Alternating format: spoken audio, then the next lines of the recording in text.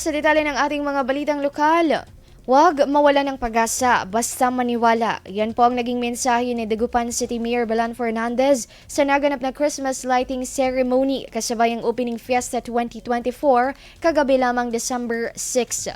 Kahapon nga ay formal ng pinailawan ng sabay-sabay ang City Plaza, Quintos at Magsaysay Bridge, The Venetia Extension at mga Belen sa bawat barangay nativity scenes bilang hudyat ng Kapaskuhan sa lungsod kasabay pa ang City Fiesta ngayong taon.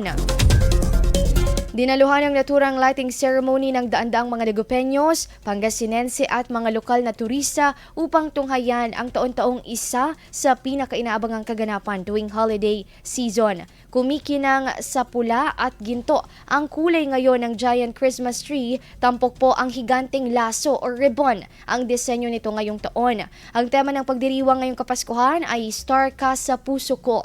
Samantala, inaasahan na ang mga iba't ibang aktibidad na inihanda ng lokal na pamahalaan na aabangan ng publiko sa buong buwan ng Disyembre.